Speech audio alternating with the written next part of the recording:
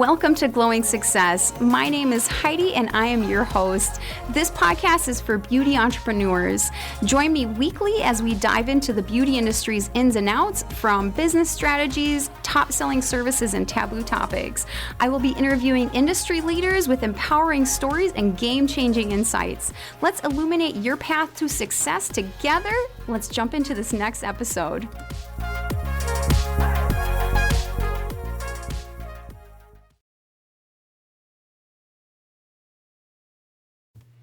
Welcome back to Glowing Success. Today, I want to talk a little bit about, do your clients know you? So there are many different ways to market, but one of the ways that have worked for me, and one of the ways that I feel like gets the most engagement, especially when it comes to the online space, is doing a video introducing yourself. So we're talking about, going on that video, talking to the camera, and talking either about who you are, what you do, where you're located, and your top service. Or you could go on and talk about something new. So let's say you're like, I've been in business for a long time. I just want to talk about a new service, a new product. That's good too. But I do think every once in a while, even if you've been in business for a while, go on and introduce yourself again to your new followers, new people, and so forth. And a lot of people aren't going to want to scroll quite a bit. So I will say, that's another reason. But I see this where people are kind of just not introducing themselves, or they just post one picture of themselves and put a little blip about themselves.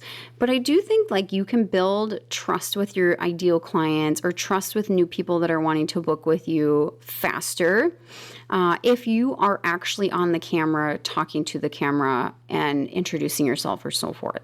People are going to be able to see your personality. People are going to hear from your mouth, what services you offer.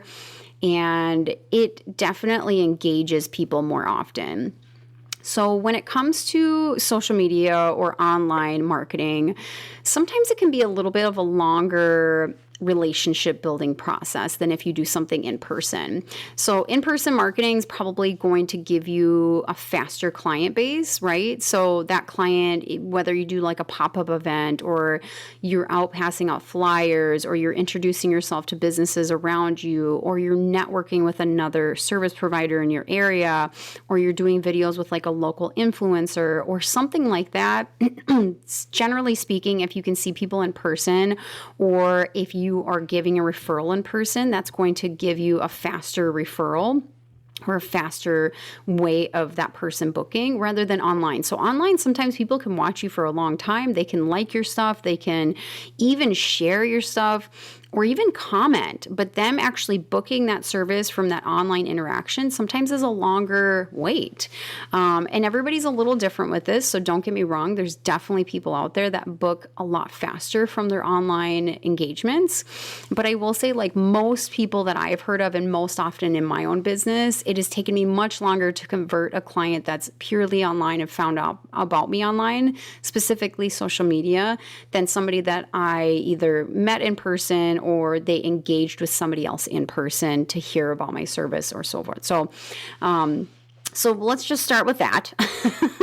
So we're trying to build that rapport and that trust faster. And this is just one way to keep that engagement and keep that person coming back to your videos, or coming back to your page, and really finalizing that decision. Because ideally, we want them to come in maybe after watching a couple of videos and be like, all right, I'm going to book with this person. I'm really excited to book with this person after seeing your videos. Or you want to catch more engagement, right? You want more people commenting. You want more people liking. You want more people sharing. Specifically, you want more DMs too. So when it comes to converting a client from social media to your actual in-office services, you probably are going to have to DM them at some point, or start that process, or they'll DM you, or they're maybe going to comment back and forth with you. But that engagement has to be there generally for them to decide if they want to actually book with you. So this is a really good opportunity for people to not only introduce themselves, but it's also a good opportunity for people to see what you're about and to cast that niche net. So I think for me, the strongest marketing efforts have been when I have narrowed down who my ideal client is. So for me specifically, I've been doing lash extensions for the last 13 years. So I am probably going to talk about lash extensions in my videos, or I'm probably going to be showing off more lash extensions, just because that's my ideal client. That's the service that I gravitate towards. That's a service where I'm happy, and that's the client load that I want to attract.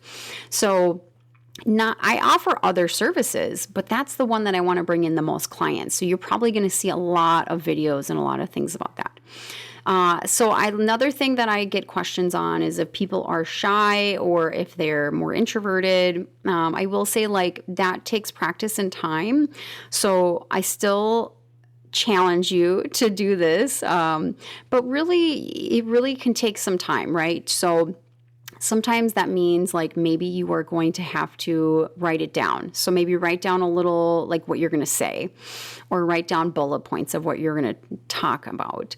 It could be practicing with somebody that you trust. It could be practicing just in the drive to work. It could be making a ton of videos and then just picking one that you actually like. But also one thing I would like to point out with you guys is doing something imperfect. So producing something that's not perfect is actually desirable now. So people don't want to see a perfect video. People don't want to see polished up videos anymore.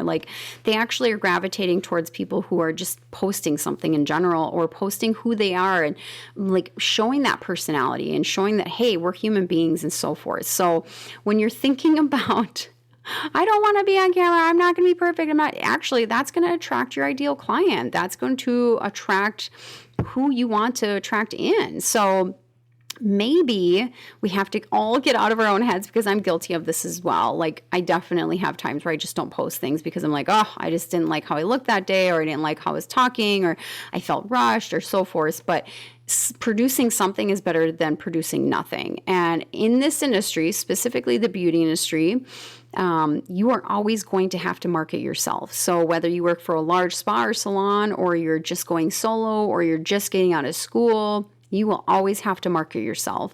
So people are booking you, right? People are going to come back to you. So yes, sometimes people are going to book in. If you work for a large spa or salon, they're going to book in with you because they're already going to that salon or spa for other services, and you just happen to be available during the time that they want to book that specific service. So yes, that's great. But what's going to bring them back in? Your personality, your warmth, your conversation, your bedside manner, your way that you did your technique, your expertise, your end result that you're giving them. They are going to come back to you. So the same thing works in attracting our clients, right? They want to book with you because of all of those things I just said. So it's always something you're going to have to get used to is marketing yourself. So what I suggest, especially with any marketing effort, and I highly suggest doing a lot of different types of marketing because you never know what's going to work until you do it, is keeping metrics of things. So let's say you're I'm going to start doing one video a week talking on camera. I want to see how these videos perform better than my other videos. And videos are kind of more engaged with than pictures, or photos, or just regular posts. Keep a metric. And one thing that I always tell people is I think keeping a metric of at least 3 months is ideal. That's probably going to give you more information than if you only kept a month of metrics. Maybe 6 months of metrics would be better. And you're really keeping these metrics to see what works for you, what doesn't work for you. Maybe I want to do more of that in the future. Maybe this worked really well. Because marketing can be kind of one of those things where you're going to try a lot of things and you're did it work? And so that metric is going to help you, because this is your time and this is your money that you're going to be spending on attracting clients, right? And attracting people into your book so you can get that consistent client load and you can get that ideal client in your room. And so why not keep track of that? Because then your future efforts, so now my future, I've been in business for 13 years, I know what works for my business and I know what works for my ideal clients. And I know that I just need to do more of what those things are. And don't get me wrong, things change over time. So let's say like all of a sudden Instagram's more popular than Facebook, right? So some things will change. Don't get me wrong. Like we're always going to have to ebb and flow when it comes to marketing, but you will at least know like, okay, last time my clients really gravitated towards this type of video, or this worked really well for me to do a pop-up event, or, you know, I worked with this influencer and it gave me this many clients. So at least you have a baseline of what's working, what's not. And then in the future, you can really be precise on your marketing efforts and you can really show up for the ways that you want to show up. So go online, do a video introducing yourself, do a video just talking in general. So like I said earlier, it doesn't necessarily have to be introducing yourself. So let's say you just did an introduction video last week or the week before, or within this month. Maybe do another video this week talking about your favorite service, and you know, really highlight the reasons why people are going to want to get it done. Like this service, so lash extensions, for instance, I tell people you are going to get ready faster. You're going to feel more confident throughout the day. You will always have at least kind of a look, right? So you won't look sleepy, you won't look tired, you won't be spending time. A lot of my clients are busy moms. So I always tell them this is going to save you so much time every day. So that's how I market. And that's really where I stem from in my marketing, because that's really what I'm offering them is, hey, this service is going to save you time, essentially. So go out there, do some videos. I promise you, your clients and your ideal clients will, you know, gravitate towards them. Even your current clients will be able to share them with others, and it'll definitely attract people quicker. It'll attract them to trust you faster. It'll help you build rapport faster, and you'll be filling your books in and making that kind of money that you want to make. So I challenge you, go make a video today. And thank you for listening.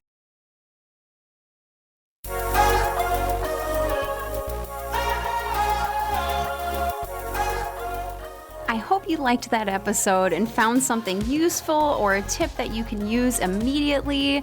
If you are wanting more marketing tips, business tips, or anything like that, I have a lot of resources on my website. So I have PDFs that you can download for free. So look in your show notes. There should be a link in the show notes that you can click on, and it'll take you right to my coaching website. And thanks for listening.